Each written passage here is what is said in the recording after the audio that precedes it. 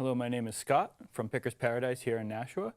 And today I'm going to talk to you a little bit about The Picker's Life, a show that will hopefully be going on for quite a while, and we'll talk about a bunch of things.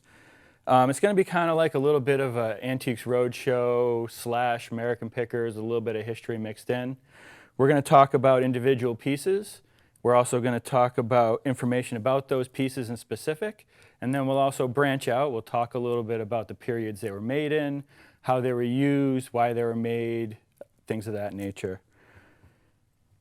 We're also going to talk about some antiquing and picking, thrifting, information, techniques, information that you can use when you're out in the field, that kind of thing. And also hopefully some guides to what's going on locally. If there are events and those kind of things coming up, we can inform you about those. And also to answer some of your questions, hopefully going forward. About me, I've always been interested in antiques and that kind of thing.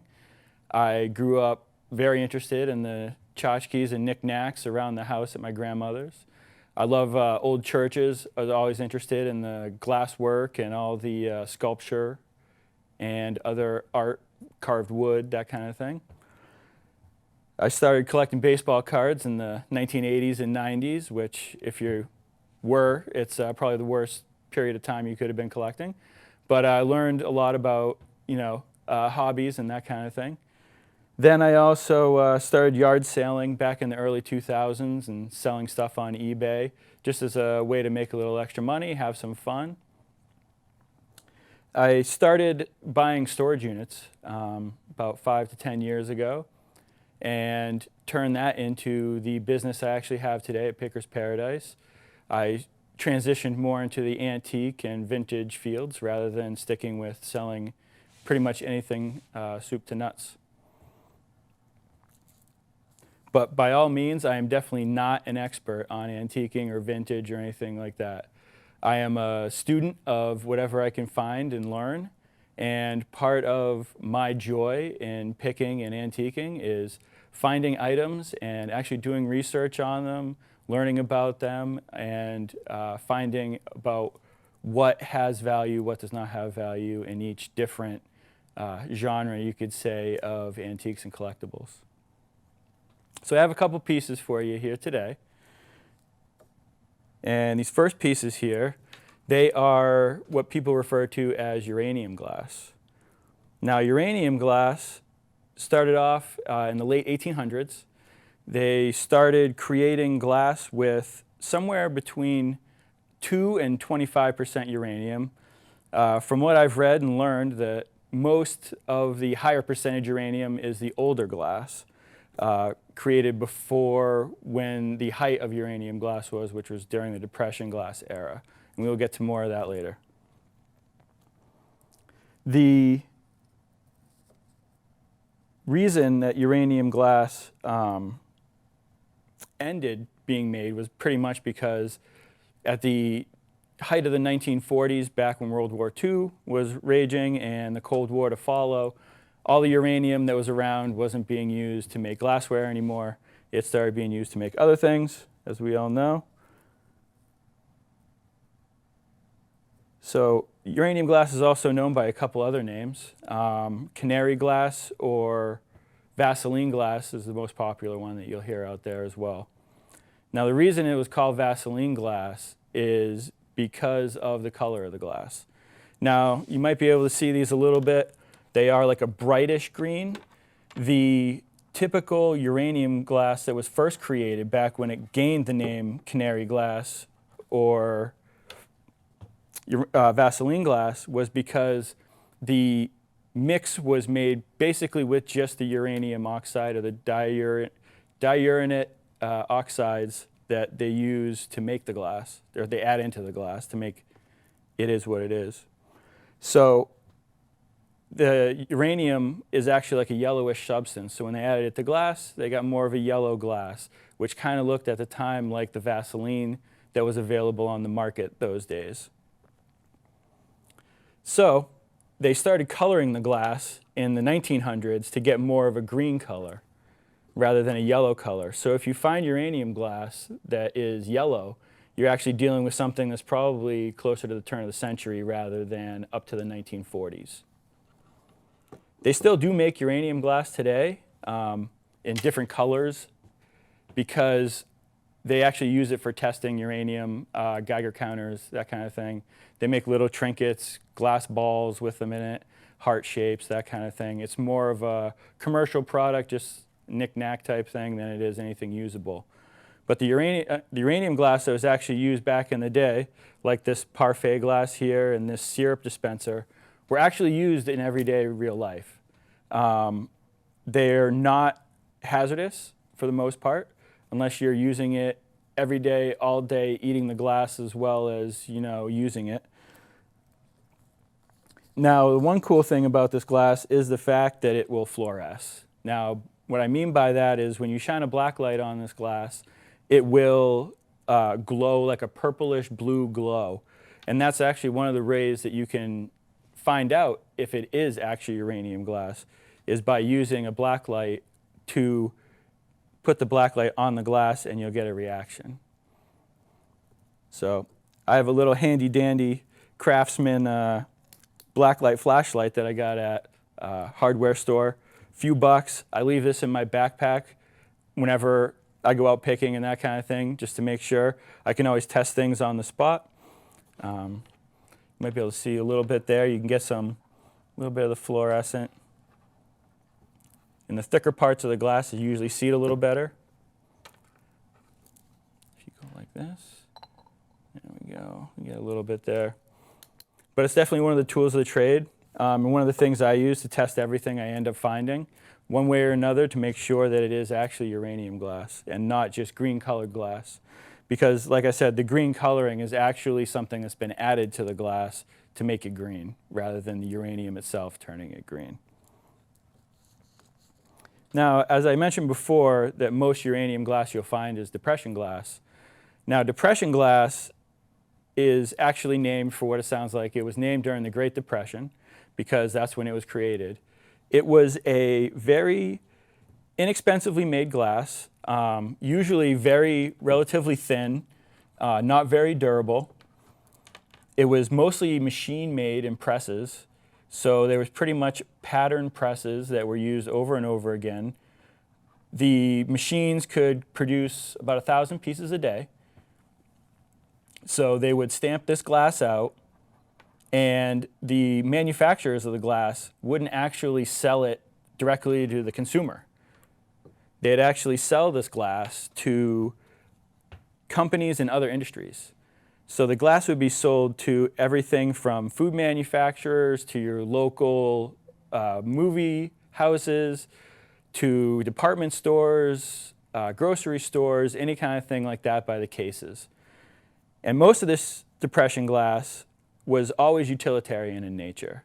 It was the Great Depression. People didn't have a lot of money.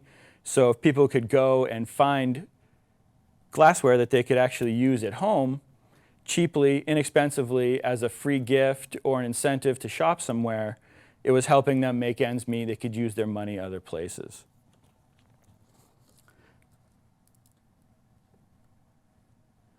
So another name for the depression glass you might hear from people who actually might have lived through it is oatmeal glass. And that was because in a lot of the oatmeal that you'd buy at the store, there would be a free piece inside the container of oatmeal. So people would go back to the same stores trying to collect more pieces of the same pattern of glass until they had a full set. So it provided some consumer loyalty as far as things went in that nature. So that's why companies would actually buy this from the glass manufacturers. And the depression glass did stop being made for the most part around the 1940s, end of World War II. Once that time had ended, the desire for it had kind of slipped and fallen away. And also the, extra income, the soldiers coming home from war, that kind of thing, they tossed a lot of this that they had collected during the past 20 years and gone to something usually more of a fine china, which was becoming very popular at the time. So there is some rarity to the uranium glass for that reason and the depression glass, because a lot of it had been very utilitarian in nature, and it also was very relatively fragile compared to other glass items being made at the time, which were much more thick and robust.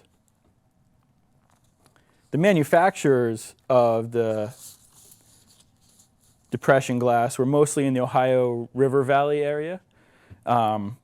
And a lot of the companies that made the glass back then are still around today.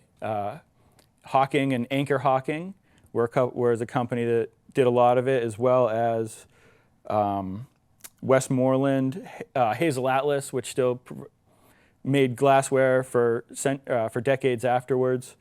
Federal Glass, Imperial, Indiana, Jeanette, which is the one that you will find relatively common in this area. L.E. Smith, which they do stamp a lot of their pieces, and they did make a lot of other things other than depression glass, and are relatively popular, relatively low-grade, inexpensive glass pieces. Now, for collecting depression glass and uranium glass, some of the more important things to look for is the condition. As I said, it's a little bit more of a fragile glass. It wasn't made to be robust. So visually inspecting is always important. You want to make sure there's no blatant chips or cracks. Looking around the edges of the surfaces is always important. But one of the things that's even more important is to actually feel the pieces. A lot of times there'll be small chips, so basically just running the glass along your hands as you look at it to see if there's any other defects is a great way to make sure that you are dealing with a piece that has a few defects in it. There will be manufacturer's defects in a lot of these pieces. As I'd said before, a lot of these are made thousands of them a day. They're stamping them out left and right. So you will see things like air bubbles and some straw effects, which is basically kind of like you see like a little snake indent almost, like there was a piece of hair or something, a piece of straw inside the glass that was pulled out later. You will also find inclusions, which something gets in the mold that's not supposed to be there, ends up in the glass. Mold fill issues are also something you'll see. You'll see a part that's kind of on one of the edges. It might be a little bit of a void or something like that. It might look like a crack initially or a chip, but when you look at it closer, it's literally the glass did not completely fill out in the mold. So those flaws, the ones that were factory made, are not viewed to be as significant as cracks, chips, and other things of that nature that were caused after the fact. And because this was utilitarian glass, another thing to look for too when you're doing your inspections of it, especially plates, are knife and fork marks. Like I said, a lot of this was actually used as daily wear by a lot of families back then. Now this piece here, this syrup container, now this is something that I would classify to not be depression glass. As you can see, the handle here is quite robust. It's not thin. This is meant to be used and it's sturdy. The bottom is very thick. The sides are very thick. This is meant to be something that's going to last for a while and get plenty of use. As you can see, it still has the original tin lid that came with it. And again, when you're checking for glass like this, you want to take it apart. You want to feel the edges. You want to look at all the parts to make sure you know exactly what you're dealing with and what type of condition it's in. Sometimes you may find things that are on there. Giving glass like this a good washing, just like you would any other glass pieces, with some soap and water is very advisable before you start doing detailed cataloging of any kind of issues it has. Slide this back on there.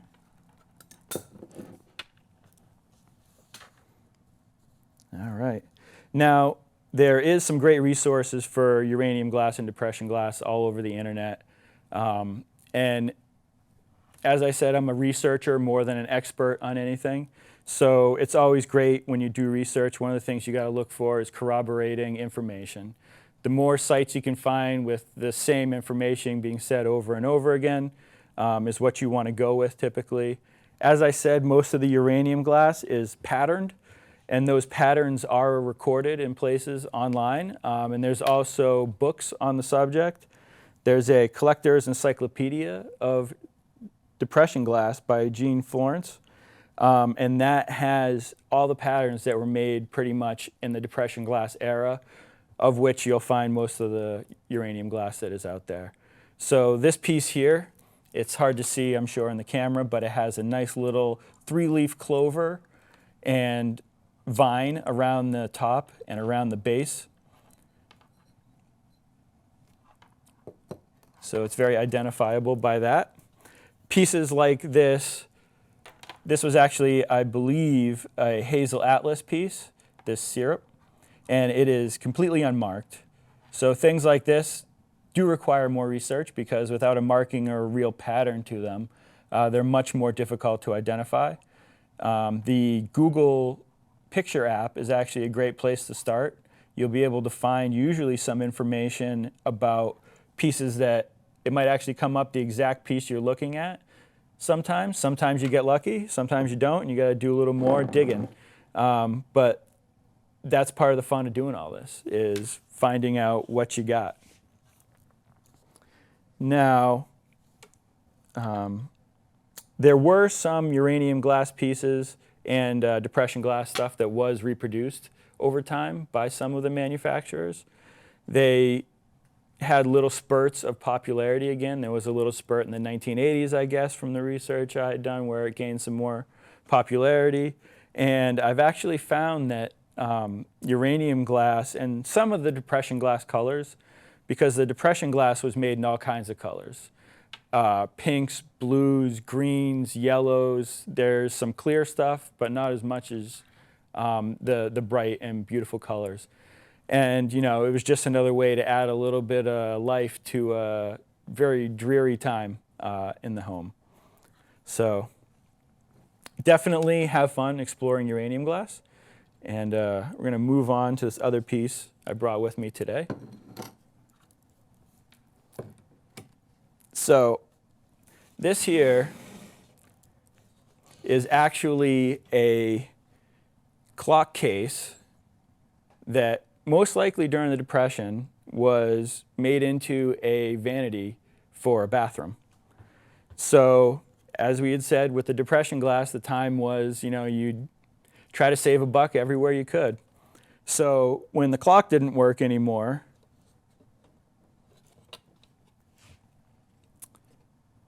they added a mirror to the front instead of the clock face, as you could see there. Nice black back mirror. There's also a small little glass shelf, and one missing shelf actually, but it's nice, thick, almost like drugstore counter glass. And you can see a couple holes here where they'd actually mounted this thing to a wall to actually use it as a vanity. Now, one of the interesting things about these type of things, I love pieces that are one-of-a-kinds, handmade, or in this case, they actually took the time to repurpose an item that still had good life in it into something else. So when you're looking at items like this and you're finding them around, the first thing you got to do is you want to know if it's true to period. You want to know how old the items are. You want to know if they were all of the same period, or if this was something that was taken a bunch of pieces and created last week, for example. So the first thing I do when I start looking at pieces like this is I look around the outside. So this case, clearly a clock case, beautiful workmanship on the wood around. Great age on the back. Same thing with the bottom. It doesn't look like any of the actual case itself was ever really replaced or added to or anything like that. So you got an original clock case. if you did enough research on it, I'm sure you could probably find out the manufacturer of the clock and possibly what it might have gone to. I have not dug that deep into this one.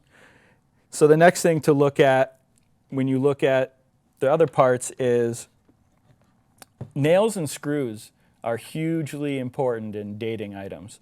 So the flathead screw was the only type of screw up until around the 1940s and really into the 1950s when the Phillips head gained notoriety because it was easier to torque and you could also get a better torque on it than you could a flathead, less stripping, that kind of thing. It was just a better screw. So this one here, you got the old flathead screws on the side here, holding this little piece to keep it shut. Definitely old screws, and you can see that they've been in this case for what looks like ever. The metal on the little clasp here to close it is actually bent up a little bit. Not sure if this was ever on the clock originally, but someone definitely added it a long time ago and actually bent the metal a little bit here to keep it so that it was at the right distance to be able to close. So they actually created a little gap in the metal to make sure that it closed nice and tight for them. And then the way that they close it is just a little screw that basically has no head on it. Moving inside the piece, the black back mirror. Now this mirror, they've been doing mirrors pretty much the same way throughout most of time. So the mirror, other than the fact that there's a few defects on the front, where there's some aging. The mirror could be new, could be old, but the way that it's been put into this case with these tiny pieces of wood that go all the way around and the tiny tack nails, which are definitely not current, not something you can find at the hardware store today. So I'm guessing that this mirror was probably put in at the same time all the other work was done. Now these little standoffs here, they look a little bit different because they were added in, but the wood is very roughly cut on the edges. So it's hard to tell exactly how old the wood is. It hasn't aged as well as the rest of the case has. They're in the same style the rest of the case has. Now if you look at this little shelf that's here, this thick glass is something that you typically wouldn't find in today's products. There's not a lot of items that you'd find that come with a glass this thick and this size almost. It looks like he might have scored and cracked the glass along the back. And looking over here, we look at the screws again. The screws that are in there and the way that the hardware is here, you can see is basically they're flatheads, so you know that they're older, or are most likely older. And then the hardware too, it's aged, it's patinaed, it's looking like the rest of the hardware outside, the hardware inside all match. And then you've just got the black paint on here, which may have been original to the clock or may not. Also has some great age to it. And then again, the holes here. It looks like whoever hung this didn't really care too much about the back of this and kind of just screwed the screws right through there, didn't do an extra bore hole. So it's definitely somebody that just probably did this at home, had some extra pieces of stuff and needed a vanity. So as you can see, each piece has a lot of a story to tell, and getting to the bottom of the details of that story will give you the information you need to make an assessment on the piece itself. So this piece, I estimate, is probably from around the Depression era, and it's just a really neat piece because it takes a beautiful clock case that otherwise would have been thrown in the trash, and it's kept it around for an extra 70, 80 years. And it'll just look great in, actually you could use this for a spice cabinet. You could use it for a lot of different things these days. Or just hang it on the wall because it looks nice. Use it as a mirror. Yeah, so that's about it.